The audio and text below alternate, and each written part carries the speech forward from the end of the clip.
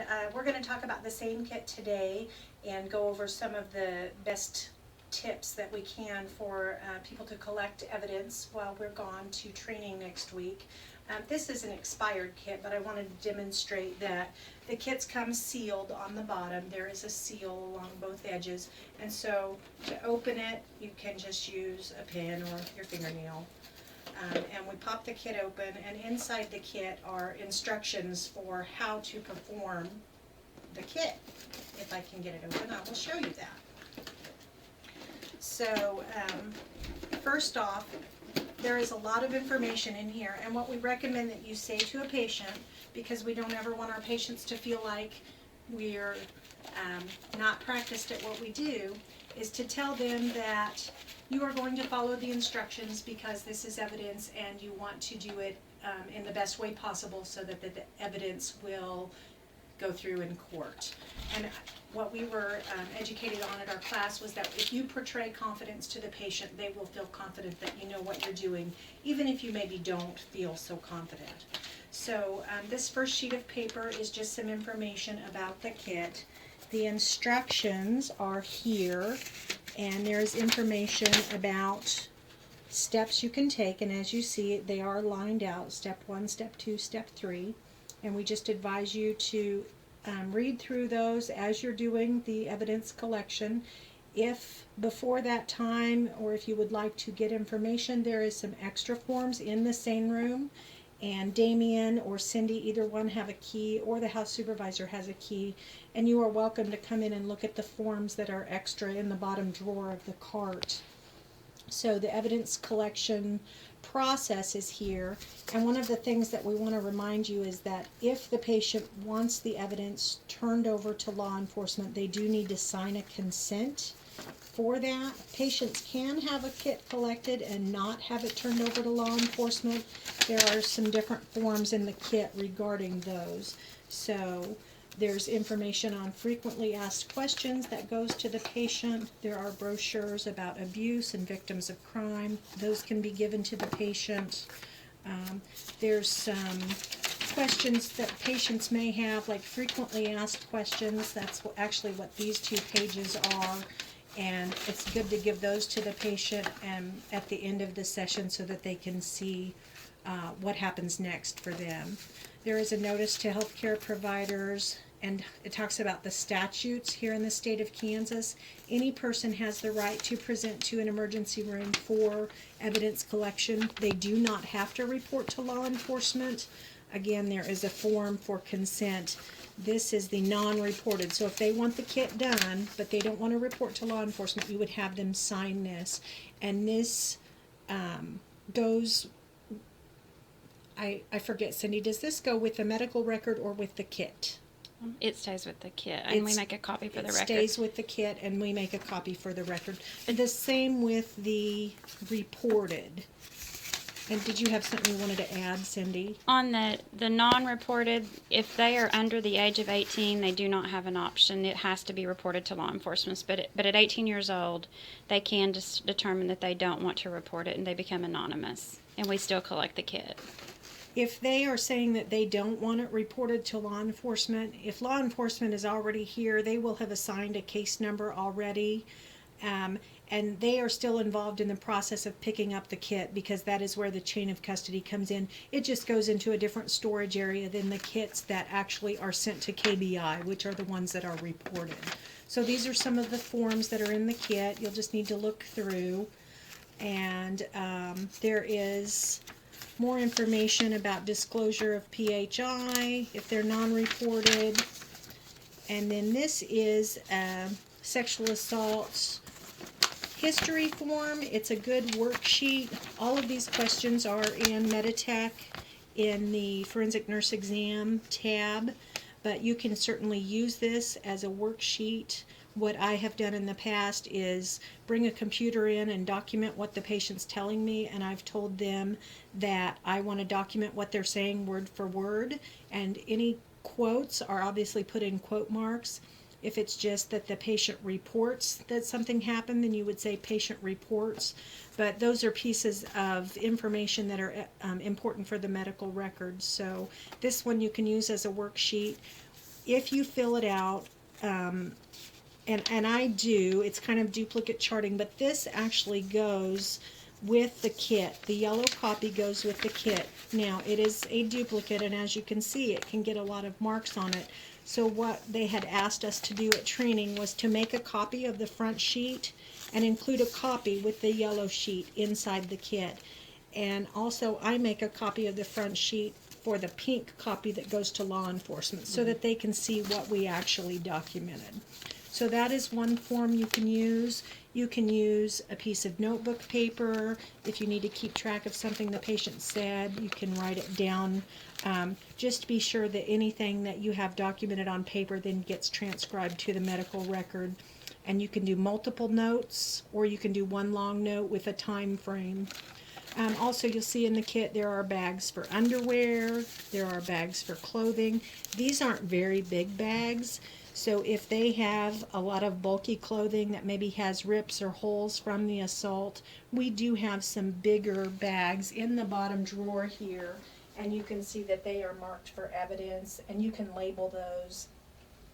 We recommend that you use a patient's label on every item that you collect. So you'll have to probably have the front desk generate more labels, because that way it shows consistency in the evidence collection.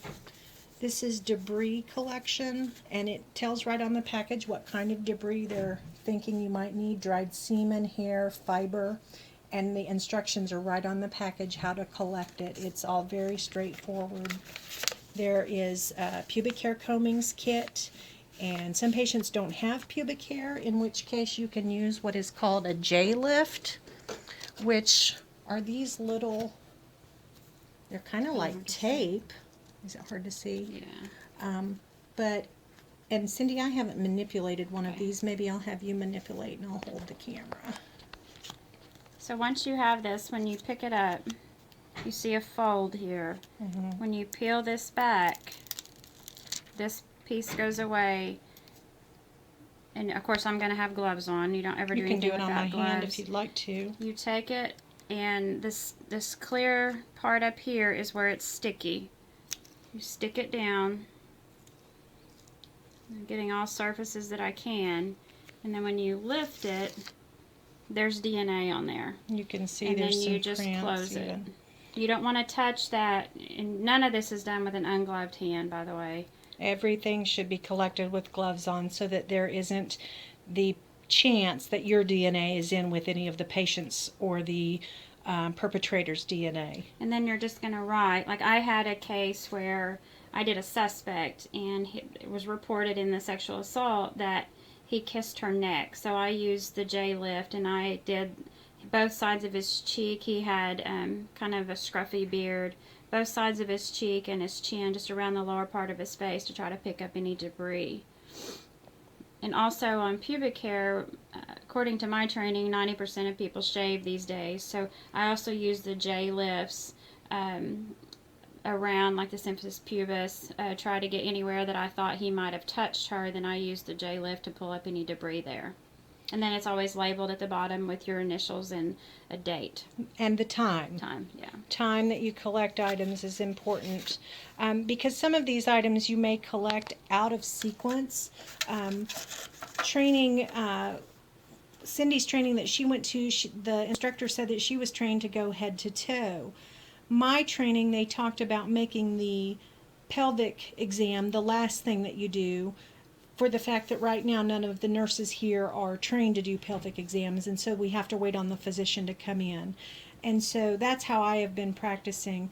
But certainly any piece of evidence that you collect, you want to date it, initial it, and time it. There is a packet for a known blood sample. It's a very straightforward thing. There is a betadine swab. Obviously you don't want to use alcohol. For the same reason, alcohol can denude the blood sample. So you clean their finger with the betadine, you prick their finger with the little, oh, it kind of looks like what we use for glucometer, the lancet, and then you just put 2 drops of blood in each circle, and then you can put the patient's label, initial it, date, and time. And what I explain to patients is that that is to establish that all of the things that we collect from their body, like their pubic hair and their head hair, is to establish their DNA, so that when the KBI is looking at this kit, they can say, okay, these items belong to this patient. This blood is this patient's. But now we have this other evidence here that doesn't match, and they can find DNA from that, and it's very helpful in establishing a perpetrator. Head hair standards, and patients have the right to decline, and we use that word decline. We never say refuse. So in your documentation, if a patient says, no, I don't want you to do that, just document that the patient declined that portion of the exam. But head hair standards, they want you to pull 25 to 30 hairs. Yes, pull them from their scalp with the root intact. And it is another way to establish DNA. Every patient that I've explained this process to has been cooperative and has let me do that. And it was no problem. I just used my fingers. And you pull, it says 5 to 6 hairs each from the top, front, left, right, and back of the scalp. So really, if you explain to the patient what you're doing, they are usually more than happy to oblige you, because they want the perpetrator to be caught. Fingernail scrapings, there are 2 pieces of paper in here with 2 little clips, and you do 1 piece of paper for each hand, and you just lay their hand out on the paper and scrape their fingernails and any debris or anything that you can find under their fingernails. You kind of want to get it here in the middle, so you would scrape their fingernails, and once you've collected that, just fold that evidence back into the center of that paper. You can put it back in the envelope, label it, date it, time it. And I will say, the suspect that I had, he had chewed his fingernails down to next to nothing. So you can use a swab, 1 swab for each hand that's wet and 1 that's dry. And what I did was I swabbed all over his fingernails, cuticles, everything I could to try to cover that nail. And we do have extra supplies in this drawer just below the table here, and there is sterile water. And what I've done when I've had to collect wet to dry swabs is just open a sterile water and keep it on my table, and then the swabs that I need wet, I just dip in the water. And that way it's the same water, yes, but it's also the same patient. You're not trying to drip water onto a swab and maybe contaminate your surface or get the patient all wet. And you're not re-dipping, so you're Right. you're putting a clean swab A in there clean every swab time. each time, that's correct. There is another sheet in the packet that is anatomical drawings, and you're all familiar with body diagram drawings from burn patients, so this is very similar. Just any areas that you notice any kind of trauma, say they had a laceration here, you can see what the key is here, and you can mark the area. If you don't see any evidence of injury, you can write, and we ask that you don't leave any blanks. That's a big thing. A prosecuting attorney can say, well, that's blank, so did you collect it or did you not? So if there's no injury to be seen, you just document no injury noted in every line. Obviously, if it's a female, they don't have a penis, so you would write not applicable. But just be sure not to leave any blanks in these forms. And again, a copy of the front page is included with the yellow copy that goes back in the box, and a copy of the front page with a pink copy to give to law enforcement. Those forms don't get given to law enforcement if the patient isn't reporting the crime. Further in the box, there are boxes for swabs that you perform, vaginal swabs, anal swabs. Anal isn't something that I've collected because I haven't had any patients report that they were anally assaulted, but certainly in a male or a female patient, if they were anally assaulted, you would want to swab the anus. And what they recommend for any swabs that you were doing is that each one be placed in the drying rack after you collect it, so that they are all air dried before you ever put them in these boxes, because moist items in this box could mold very easily and it would destroy any DNA evidence. There are swabs in here. They're really not labeled, they're just all the same. They're single, and there's 2 in each one. There's extras in the drawer.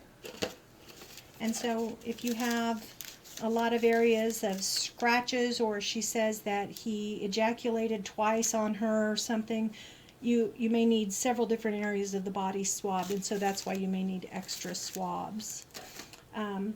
once you've completed all of the evidence collection and the physician comes in to do the pelvic exam as the last item, and you'll just have to ask the physician if they note any trauma to the cervix or the perineum.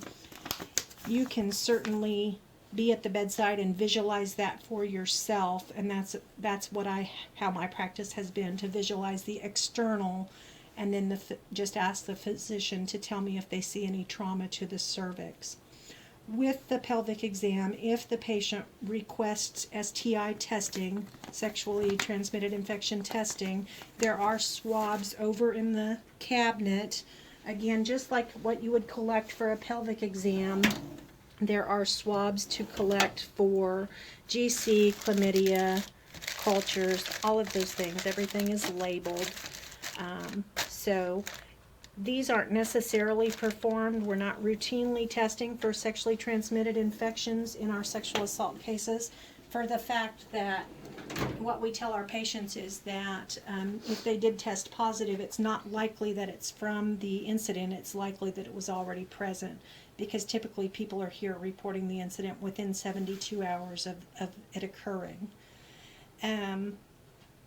So finally, once you've collected all your evidence and you get to the bottom of the instructions, there is a section here, and it talks again about making sure all wet items are dry.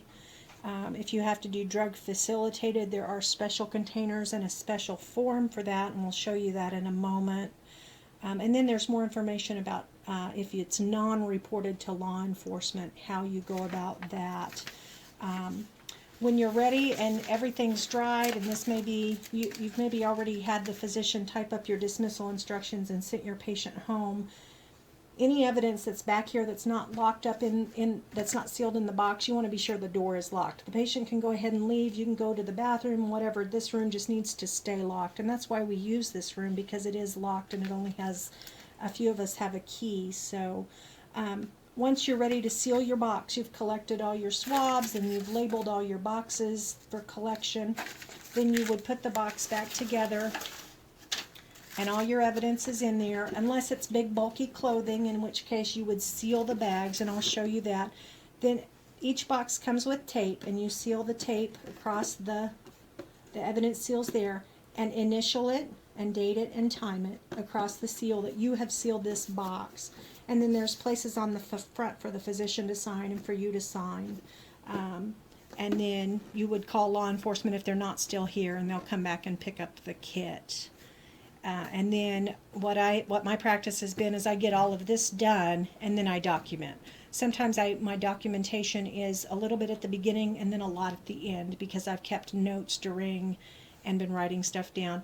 Anytime that I have a computer in the room, I just tell the patient I'm documenting what they say and it's for evidence collection, and they've been fine with that. So, Cindy, is there anything you can think of to add before we wrap this up? One thing that I did is, when you have your envelopes like this and you can see the back, once you get everything stuffed in there, they close and seal. Don't ever lick it, because that puts your DNA on there. Something I didn't think about when I was going through training. That's true. But I also put a patient label, and I seal it that way, where I put, that one's not very good because it won't close. So this one would be, and that one is the pubic hair combing. You want to send the comb too. So let's say they did have pubic hair and you combed it. This was under their bottom. You combed it, and then you put the comb in the middle and fold that all up and stick it back in here. And yeah, this one doesn't, but you can kind of cram it down in there. Put the patient label across there.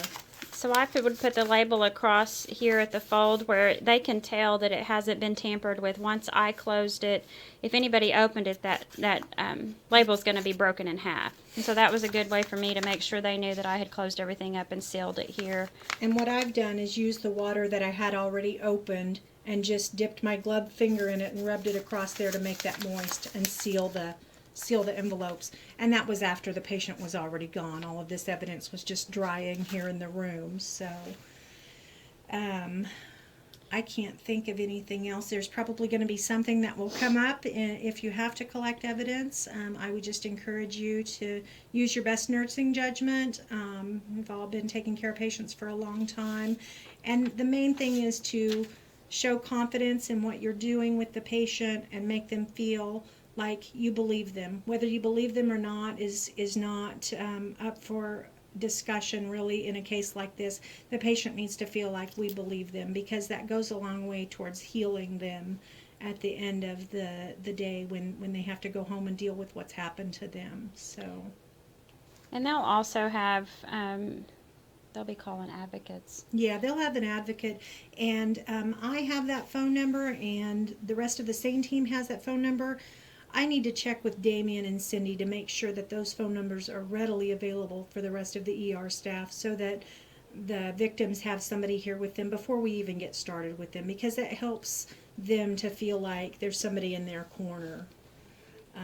But I can tell you, in the 4 cases that I've done, my patients have been cooperative. They have, been willing to let me do whatever I needed to do to get this kit collected in the best way that I could, so that the evidence gets to the state and hopefully provides the information that they need to prosecute someone. So. The only other thing that I want to talk about real quick, and it's just because I've had to do it, is the suspect exam. And and I'm going to go ahead and open this one. That's fine. In the cabinet, we have one that's strictly for a suspect, and you'll see it says KBI suspect on it. I'm going to open it so we can use it as an example. One thing you have to have is either consent from the patient or the suspect, or you have to have a court order. And the one that I had, the suspect agreed, and so I took a copy of that. We have to have that before we get started, because if he or she's not willing to do it, then they'll have to get a court order for us to do it. But it goes through the same thing. And with this one, I just did step 1, 2, 3, 4. As part of our kits, there is a piece of paper. And I think you saw this, what Anna talked about, on the victim information. Our policy requires that specific questions be answered with a suspect, and then I just marked out up here and I put suspect exam. But here you go through the same thing, step 1, step 2. 1 is oral swabs, and those are where you're going to just swab, get down into the crevices between where the gum line and the cheek. Head hair stranding, same thing with this guy, pulled hairs. Pubic hair, he was one that was shaved, and so I did use the J-lift all around his penis, basically. Oral swabs, let's see what else, step 3. And then step 2 was body swabs. And it tells you on there the same thing that you do. You're going to do the 2 swabs, moisten 1. Everything's going to be 1 wet, 1 dry. And you can use that same deal of sterile water that Anna talked about. You're going to note the location. With this gentleman, and there's the anatomical drawings. I swabbed all around his penis, up around the meatus, and then I documented with the swabs where I was. And then same thing, they'll be sealed on the back. Everything's put back in here. This gentleman in particular was in police custody, so he did not have any clothing on. I didn't have any pictures of any injuries to take. There are swab boxes in here as well. And then I sealed it, if I could ever get it back in there. I think it can be difficult sometimes to get items to go back in the envelopes. Just do the best you can. If you really think something isn't going to fit back in that envelope, then feel free to get one of the larger brown envelopes, and you can label those with the number of the case and the patient's labels, and law enforcement will take care of getting those to KBI. When you're done, this has got the seal that's in it. It shows you where to put it. The way I was trained is you sign across it and you make sure your signature is on the paper as well as on here, to where they can see that it was actually, if I was just to sign up here, they said that we couldn't confirm that the whole thing actually went across. So you're going to sign across where you're across there with your date, time, and signature. And I think that we started to talk about the drug facilitated, and over here on the cart. We do have these forms, and these are what you would use. This is an example, so Nikki was kind enough before she left to fill this out. You simply take the patient into the bathroom with one of these kits and take them into the bathroom where you can shut the water off, and they need to collect enough urine that it goes over the top of that label on the bottom. That's actually a thermometer, and you're going to be able to see the temperature of the liquid once they fill that cup, and you have to document on that form what the temperature read. And You're there's going to some need different, 60 mils yeah, at least. At least 60 mils. So that's for drug facilitated. If they say, I was out partying and I woke up the next day and I felt like I'd been raped. So we encourage you to collect that evidence, and that gets sent to Quest Diagnostics through the lab. That does not go to KBI. So I think that concludes our video. Thank you, Cindy, and you can take my picture. I'll say hi and bye. Anna. Thank you. Bye.